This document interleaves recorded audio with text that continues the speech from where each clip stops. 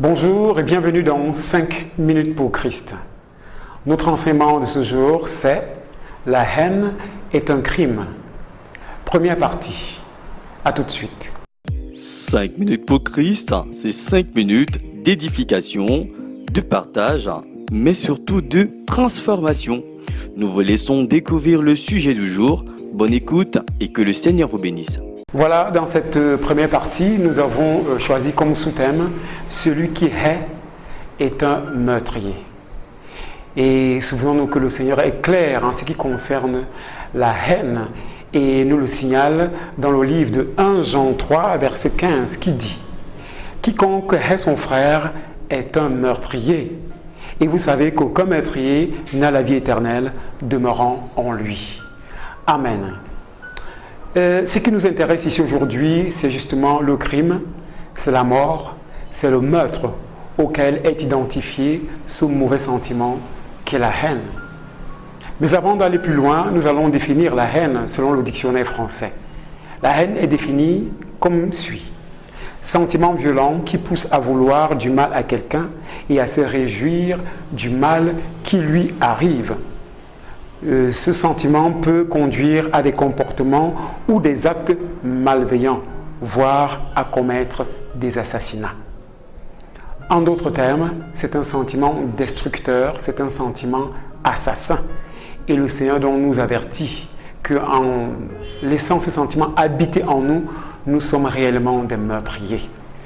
Et pour que nous soyons rassurés que la solution est en Jésus-Christ, et que, en tant que porteurs de cette semence, nous devons en être affranchis.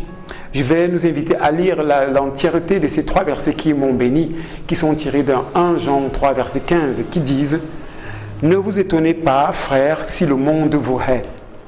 Nous savons que nous sommes passés de la mort à la vie, parce que nous aimons les frères. Et celui qui n'aime pas demeure dans la mort. Et quiconque hait son frère est un meurtrier. Et vous savez qu'aucun meurtrier n'a la vie éternelle demeurant en lui. » Et à la lumière de ce verset, nous voyons donc que celui qui tue, celui qui est meurtrier et assassin, c'est bien évidemment celui qui porte la mort en lui. Et c'est celui-là qui est le plus à craindre parce que nous nous détruisons nous-mêmes, nous nous faisons du tort à nous-mêmes et nous sombrons dans la déperdition parce que les ténèbres ont pris place dans nos cœurs. Aujourd'hui, le Seigneur voudrait nous ramener à l'ordre. Le Seigneur voudrait parler à notre cœur pour nous dire que la solution est en lui Jésus-Christ, parce que c'est lui qui porte l'amour. Et l'amour qu'il porte en lui, il nous le communique lorsque nous le recevons comme notre Seigneur, comme notre Sauveur et comme notre unique Maître. Et quand nous portons cet amour en nous, nous avons la vie. Et en tant qu'ayant la vie, nous communiquons la vie aux autres et non la mort. C'est pour cela que le Seigneur nous interpelle aujourd'hui. Parce qu'il sait que ce sentiment est nourri et développé par des frustrations que nous avons connues, par des blessures que nous avons connues, par des attaques et le mal que certainement les autres nous ont commis, les torts qu'ils nous ont faits et qui ont fait en sorte qu'on a laissé grandir en nous cette sémence destructrice qui cause aujourd'hui du tort dans nos vies.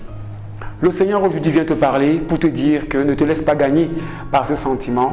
Fais la paix avec lui et réconcilie-toi avec le Seigneur Jésus. Et lui seul t'affranchira et te sortira de ce sentiment destructeur. Car en vérité, Dieu ne nous a pas appelés à la destruction, mais à être des êtres de lumière, des êtres de vie et non des personnes qui meurent.